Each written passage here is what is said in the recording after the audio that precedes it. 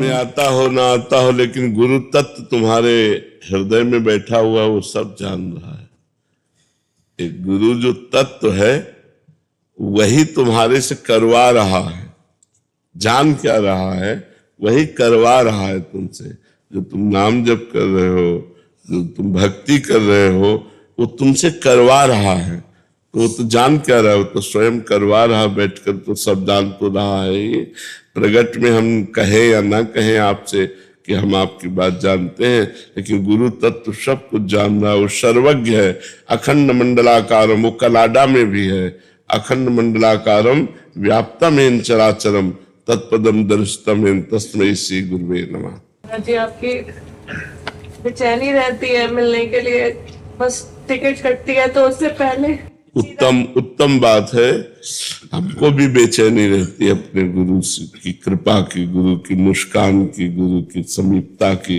एक बार गुरु जी हमको देख ले, हमको भी रहता है। जब अपने गुरु जी के पास जाते हैं तो इस बात के लिए हम भी याचना करते हैं मन ही मन कि एक बार हमारी तरफ देख लीजिए, एक बार मुस्कुरा दीजिए, आप प्रसन्न है, हमें पता चले तो हमारा जीवन धन्य है। ये तो सब शिष्यों की आकांक्षा होती है। करो, जब तक हृदय में मलिनता है तब तक मन भागता है। जहां निर्मल हृदय हुआ तो मन शांत होकर भगवान में लग जाता है। तो सर्व पापों का नाश करने के लिए भगवान का नाम है। नाम संकीर्तनम यस्य सर्व पाप प्रणाशनम। आधा घंटे नाम कीर्तन करो, राधा राधा राधा राधा राग से, ध्वनि से। शेष समय राधा राधा काउंटर से, माला से नाम जप करो। अगर पढ़े लिखे हो तो श्रीमद् भागवत का एक अध्याय रोज पाठ करो, रोज पढ़ो श्रीमद् भागवत की कथा। नाम कीर्तन, नाम जप और भगवान की लीला गुण महिमा के गान और श्रवण से हमारा मन पवित्र होने लगता है।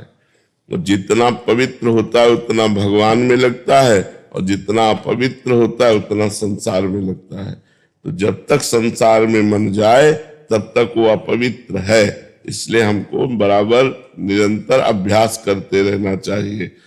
हम चाहते हैं और फिर ना हो, ऐसा कैसे हो सकता है? हमारी और भी चाहते हैं तो उन चाहतों में मन जाता है। अगर केवल चाह हो जाए कि मुझे भजन करना है तो फिर मन भजन में लग जाए। लेकिन फिर भी अभ्यास कीजिए, अभ्यास के द्वारा हम अपने मन को भगवान में लगा सकते हैं। जैसे आप 30 मिनट अभ्यास कीजिए, 1 महीना कीजिए।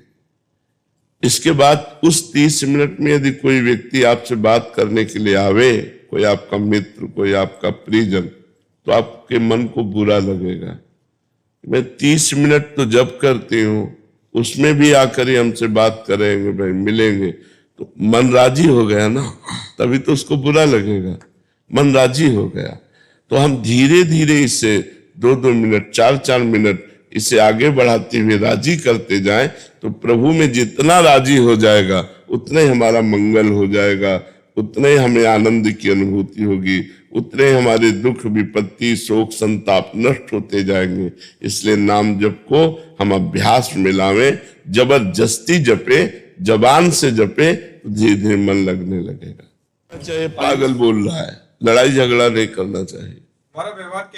अगर पागल आदमी रोड में हमें गाली दे या भगवान को गाली दे या कुछ करे तो हम लोग उसे पागल समझकर उपेक्षा कर देते हैं। झगड़ा नहीं करना चाहिए। बातुल भूत विवश मतवारे, ते नहीं बोले हैं बचन विचारे, तिनकर कहा सुनी नहीं काना। नाम जप करो तो जब कोई ऐसी आलतू फालतू बातें करे उसे हम सुनते ही नहीं, उसे हटा देते हैं, गौर से नहीं सुनते, सुनकर भी नहीं सुनते और शांत रहते। ना उसका विरोध करते हैं, ना उसका हम सम्मान करते हैं, उदासीन हो जाते हैं। उदासीन तो हमारा कोई मतलब ही नहीं है ऐसी बातों से। व्यर्थ की बातों से क्या मतलब हमारा? महाराज, जब हम गुरु निंदा सुनेंगे तो हम कान बंद करके चले जाएंगे, उससे हमें अपराध तो नहीं लगेगा? नहीं नहीं नहीं नहीं, कान बंद कर लो, बिल्कुल बंद कर लो और नाम जप करो, ठीक है? तो हमें अच्छा ही समझना चाहिए, गलत कभी करना नहीं चाहिए। जो गलत समझते हैं वो जलेंगे, उनका हृदय जलेगा, वो अपने आप उसका दंड भोग रहे हैं, गलत समझने का तुरंत दंड भोग रहे हैं, वो जलेंगे, उनके हृदय में ताप होगा और आपके हृदय में शीतलता होगी। आपको चाहिए अपने अच्छे विचार और अपने अच्छे कर्म कभी नहीं छोड़ने चाहिए। लोग चाहे प्रशंसा करें या निंदा करें, मान करें या अपमान करें, हम अपने अच्छे मार्ग को कभी न छोड़ें। आपके प्रति जो बुरा भाव रखेगा वो खुद जलेगा, वो खुद परेशान हो जाएगा। आपको उस स्थिति में भी उसके लिए अच्छा भाव ही रखना है, क्योंकि हमें अच्छे मार्ग में जाना है। तो बुरा बुराई करे, अच्छा अच्छाई करे। एक बार एक काशी में कोई ब्राह्मण स्नान कर रहे थे, संत हृदय, तो एक बिच्छू बहते हुए जा रहा था पानी में, तो उन्होंने ऐसे उठाया, जो उठाया तो उसका काम, उसने डंक मार दिया, तो ऐसे करके फिर जल में गिरा, फिर उठाया, फिर मार दिया। तो एक आदमी ने कहा तुम पागल हो, वो बार बार बिच्छू डंक मार रही है। तो बोले उसका स्वभाव है डंक मारना और मेरा स्वभाव है इसको निकालना, मैं इसको निकाल के ही छोड़ूंगा। और ऐसे निकाल के बाहर कर दिया। बुराई का काम है डंक मारना और अच्छाई का कार्य है उस बुराई को भी सुख देना, उस बुराई के साथ भी अच्छाई करना, क्योंकि हम अच्छे हैं। जो सुगंध है वो दुर्गंध में भी सुगंध फैलाएगी और जो दुर्गंध है वो सुगंध में भी दुर्गंध फैलाने की चेष्टा करेगी। तो दोनों का एक अपना अपना जोड़ है। मान है तो अपमान है, दुख है तो सुख है, लाभ है तो हानि है, अच्छा है तो बुरा है। तो ऐसा नहीं कि लोग बुरे ना हो, बुरे लोग हैं, उनकी बुराइयां उनको जकड़े हुए है, तो हमारी अच्छाई क्यों फेल हो जाए? उनकी बुराई के सामने हमारी अच्छाई दब जाए, हमारी अच्छाई हार मान ले, ऐसा नहीं होगा। हमारी अच्छाई उस बुराई के ऊपर भारी पड़े। वो हमसे द्वेष कर रहे हैं, लेकिन वो जब मिले तो हम राधे राधे बोले, जब हम मिले तो मुस्कुरा कर उनसे राधे राधे बोले, जब हमारे पास आए तो हम उनका आदर करें, आइए बैठिए, क्योंकि हमारा अच्छाई का कर्तव्य है, वो अपना बुराई सोचते रहे। कृतज्ञ त्रिवेदी जी अलीगढ़ से। राधे राधे श्री हरि। राधे राधे महाराज जी।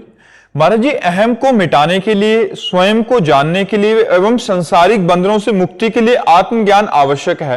महाराज जी, इसे कैसे प्राप्त या जागृत किया जाए? आत्मज्ञान प्राप्त करने के लिए सिद्धांत है, पहले ज्ञानी महापुरुष को गुरु बनाइए, शास्त्र स्वाध्याय कीजिए, वेदांत दर्शन स्वाध्याय कीजिए, लोक परलोक के समस्त भोगों से जो वैराग्य दिलाता है विवेक को जागरण कीजिए, लोक परलोक के भोगों से वैराग्य धारण कीजिए, इंद्रियों पर विजय प्राप्त, मन पर विजय प्राप्त, शाम दम उपरति, भोगों का त्याग की स्मृति का भी त्याग, शाम दम उपरति, तितिक्षा सहनशील, गर्मी सर्दी बरसात मान अपमान सुख दुख सब कुछ सहनशील, उपरत तितिक्षा, श्रद्धा, गुरु वाक्यों पर शास्त्र वाक्यों पर पूर्ण श्रद्धा, समाधान, चित्त का परमात्मा में स्थित, मुमुक्षुता, मैं इसी जन्म में मुक्त हो जाऊं, ये अत्यंत अनिवार्य है, इसके बिना आत्मज्ञान नहीं होता। या फिर दूसरा मार्ग है, भगवान का नाम जप करते हुए, भगवान की लीला कथा सुनते हुए, भगवान की शरण में और भगवान से प्रार्थना करो, वे तुम्हें आत्मज्ञान प्रदान कर देंगे। ये दो मार्ग हैं, भक्ति के द्वारा आत्मज्ञान प्राप्त करना या वेदांत दर्शन के द्वारा आत्मज्ञान प्राप्त करना। आत्मज्ञान प्राप्त हो गया तो आवागमन चक्र से मुक्त हो गए, आत्मज्ञान प्राप्त हो गया तो अहंकार से मुक्त हो गए। मूल आत्मज्ञान ही है। देहाभिमान के कारण आत्मज्ञान ढका हुआ है, गुरु कृपा से वो जागृत हो जाए तो सब दोष नष्ट हो जाए। अरविंदा जी। राधे राधे महाराज जी। महाराज जी, ईश्वर से जुड़ने का सबसे सरल मार्ग क्या है? नाम जप, बिल्कुल सरल है, सटीक है, ठीक निशाने पर बेधने वाले बाण की तरह है। जासु नाम भव भेषज हरन घोर त्रिशूल, जिनका नाम इस संसार रोग की अचूक दवा है। जासु नाम भव भेषज हरन घोर त्रिशूल, जिनका नाम दैहिक दैविक भौतिक तीनों तापों का, सतोगुण रजोगुण तमोगुण तीनों का त्याग करा करके और भगवद आनंद में डुबो दे भगवान का नाम। भगवान का नाम निरंतर जपने का अभ्यास ले ले और कोई साधन ना बने तो भी भगवत प्राप्ति हो जाएगी, तो भी भगवत प्रेम प्रकट हो जाएगा, आत्मज्ञान प्रकट हो जाएगा, जो चाहे वो हो जाएगा। पर खूब डट के नाम जप करे। नाम जप करने में मन लगे ना लगे ये नहीं देखा जाता, लाभ मिले ना मिले, हमको बस लगे रहना है, राधा राधा राधा राधा राधा राधा, तो एक दिन हम विजय प्राप्त कर लेंगे। शिवानी जी। राधे राधे श्री हरि। राधे राधे महाराज जी।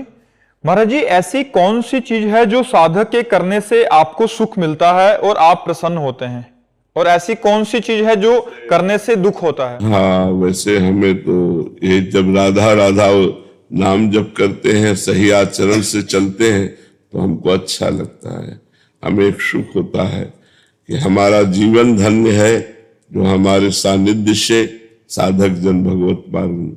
और जब कोई मनमानी आचरण करता है तो दुख होता है कि अपने जीवन को बर्बाद कर रहा है, अपने जीवन को नष्ट कर रहा है। ये जीव जान नहीं रहा है कि हम अंधकार की तरफ जा रहे हैं, हम दुख की तरफ जा रहे हैं। जो धर्म विरुद्ध, शास्त्र विरुद्ध और संत विरुद्ध आचरण करता है, उसको देखकर इसलिए दुख होता है कि अपने आप को गर्त में गिराने जा रहा है। और जो शास्त्र आज्ञा में, संत आज्ञा में, गुरु आज्ञा में अपने जीवन को चलाता है, उसे देखकर खुशी होती है कि ये जीव परमानंद में प्रभु की प्राप्ति के मार्ग में चल रहा है, तो भगवान की करुणा इस पर होगी और ये निहाल हो जाएगा, ये आनंदित हो जाएगा। तो हमारे सुख का कारण है राधा राधा राधा। स्वयं जपो, औरों से जपो आओ, स्वयं अच्छे आचरण करो, औरों को सुख प्रदान करो, यही जीवन का लाभ है। शोभित शुक्ला जी, नासिक से। राधे राधे श्री हरि। राधे राधे गुरुजी। गुरुजी, आप इतने शारीरिक कष्ट और सीमाओं के बावजूद निरंतर सेवा और साधना में लगे रहते हैं, तो साधक ये कैसे समझे कि शरीर की कमजोरी के बावजूद भी आत्मिक शक्ति कैसे जागृत रहती है? हाँ, जो भजन बचपन से भजन कर रहे हैं, बचपन से भगवान मार्ग में है, जैसे अभ्यास है 1 बजे जग जाना, तो चाहे बुखार हो 1 बजे जग जाएंगे, क्योंकि अभ्यास है। अभ्यास है जगते ही तुरंत अपनी दिनचर्या में लग जाना, तो वो दिनचर्या में लगे हुए हैं। तो और भगवान की कृपा है कि ये रोग और ये दुख और ये पीड़ा हमें प्रभावित नहीं कर पाती। जैसे पीड़ा है और प्रभावित ना कर पावे, ये भगवान की कृपा से है, इसमें हमारा कोई बल नहीं है। अगर भगवान, जैसे एक बार महाभारत युद्ध समाप्त हुआ तो भगवान ने अर्जुन से कहा रथ से उतरिए, तो उनका आज तक तो आप ही पहले उतरते रहे, सारथी उतरता है, आप आज ऐसा आदेश बोले उतरिए रथ से। रथ से उतरे, जो ही भगवान उतरे ते ही पूरे रथ में आग लग गई। उनका प्रभु ये क्या? बोले ये तो बहुत पहले जल चुका था, द्रोणाचार्य भीष्म आदि के दिव्यास्त्रों से कब जल गया था, ये तो हमारी कृपा से बचा था। तो ऐसे ये शरीर जो है किडनी फेल है, जर्जर है, परेशानी है, लेकिन भगवान कृपा किए है ना, तो ऐसे रुका हुआ है जैसे अर्जुन का रथ रुका हुआ था। भगवान के बल से है, ये कोई अन्य कोई प्रताप नहीं, अन्य कोई महिमा नहीं, हमारी कोई इसमें साधना नहीं। हाँ, कुछ अभ्यास जैसे है, तो वो अभ्यास भी तो काम करता है ना, गलत हो या सही हो, जो अभ्यास किया गया वो अपना काम कर रहा है। तो वो अभ्यास और भगवान की कृपा दोनों के द्वारा दिनचर्या चल रही।